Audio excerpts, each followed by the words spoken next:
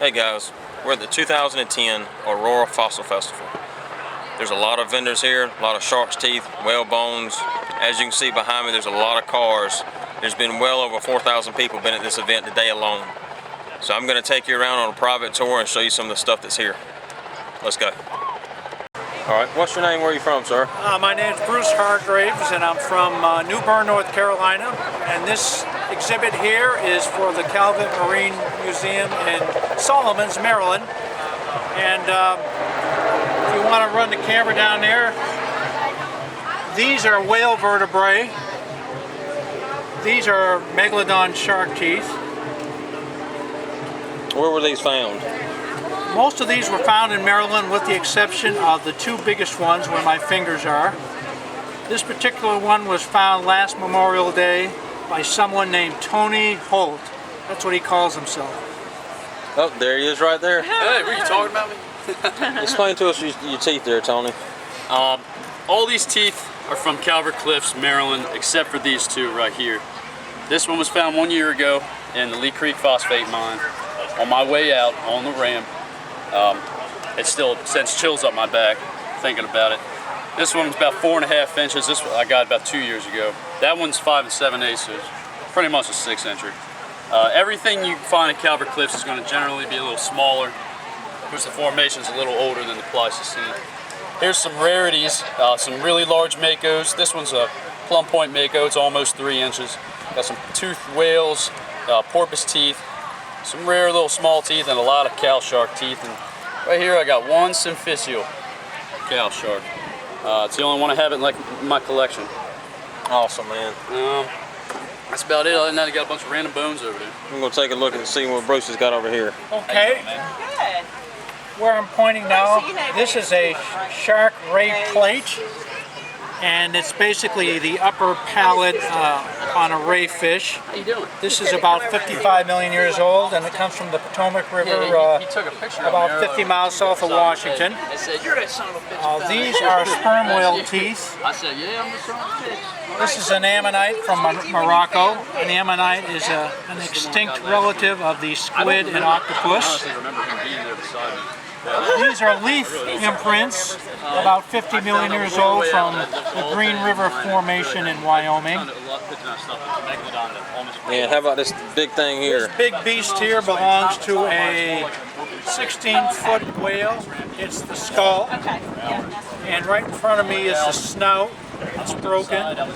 These are the eye sockets. And this is the blowhole. And it was found in Maryland, and it's about 15 million years old.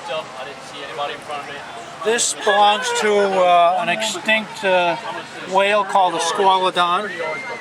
And the interesting thing about these whales is that they had teeth that were similar to ours. They had molars, they had incisors, and they had canines.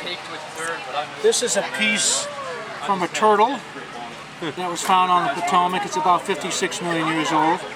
Is that just a shell? That's a shell fragment, that's correct. This is a fragment from a cranium from a manatee.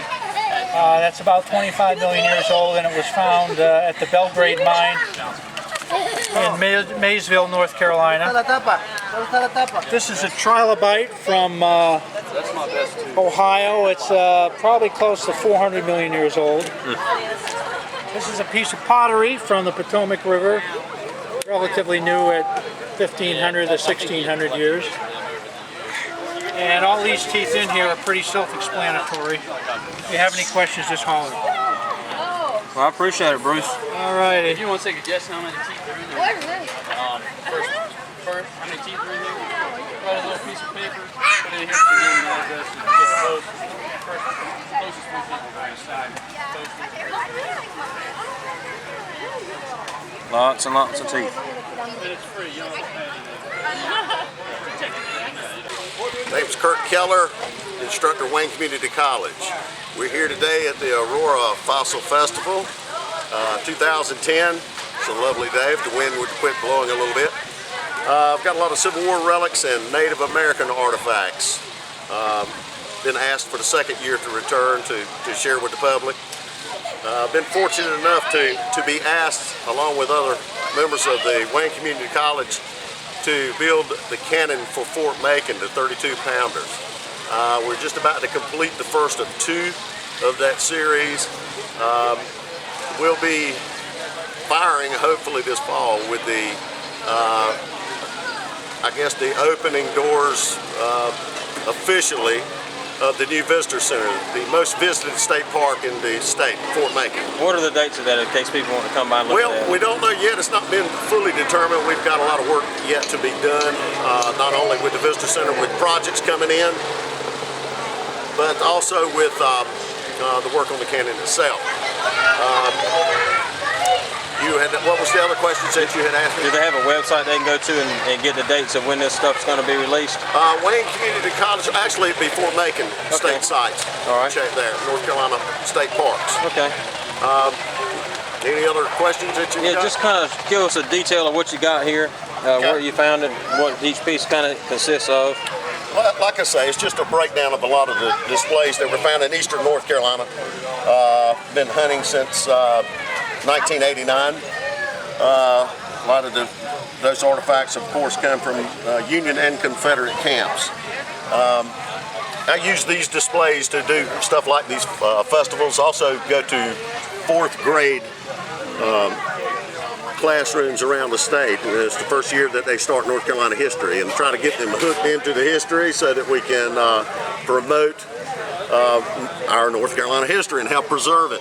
Awesome. I've also done a lot of work with the Civil War trails, helping write some of the signs locally. But these artifacts, as I was saying, are from Union and Confederate camps, some of which were Goldsboro. The 3 weeks that he stayed in Wayne County, in Goldsboro actually, occupied. One of the more rare pieces that I found is the Georgia Militia belt buckle, which is a 2-piece, of which I only have 1 piece right now.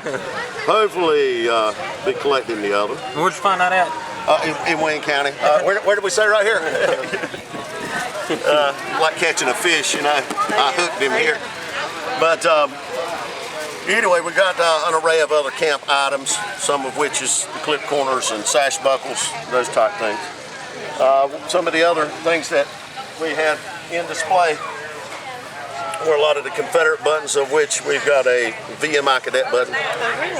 One of the things that I really find interesting, and this was in SwampKritter, this array of bullets that were carved into acorns from the 14th Corps. Of course, I've got an acorn in the middle just to kind of give you an idea, but if you'll notice, one of the bullets are carved and actually painted. Some of the other ones are actually grooved around. We got holes drilled in them.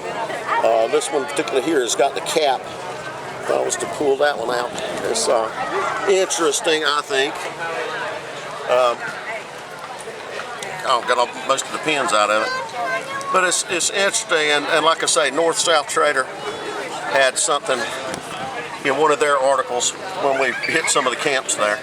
But as you can see how it was carved, and actually it's got similar to the caps of what you see here. Oh yeah. I think it's pretty cool. And of course you've got a 2-piece here with a cap, which is neat. You got a little stem on it. I got a little stem. But a lot of people, are not really recognizing what they are. Holes drilled in some of these others, but all these came out of one of the camps of the 14th Corps. Awesome.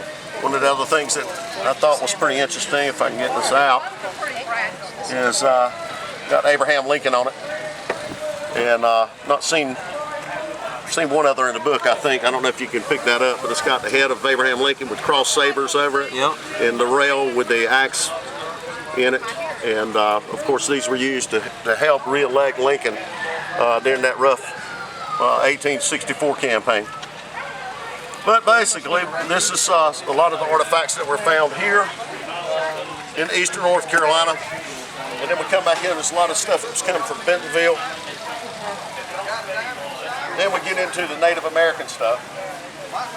And like I say, this is just some of the cross-section of items that we use for teaching in the classrooms and Boy Scout groups, Sons of Confederate veteran groups, whoever needs it, to be honest. And enjoy it. It was nice meeting you. Thank you, sir. Enjoy the show. Thank you. Take care.